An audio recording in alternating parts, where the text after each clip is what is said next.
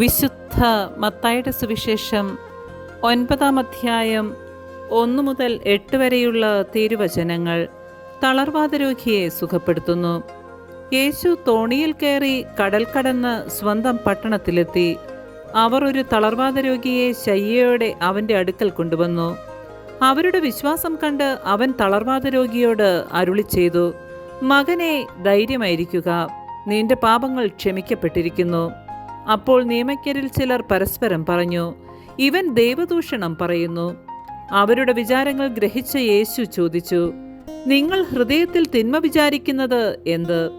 ഏതാണ് എളുപ്പം, നിന്റെ പാപങ്ങൾ ക്ഷമിക്കപ്പെട്ടിരിക്കുന്നു എന്ന് പറയുന്നതോ, എഴുന്നേറ്റ് നടക്കുക എന്ന് പറയുന്നതോ?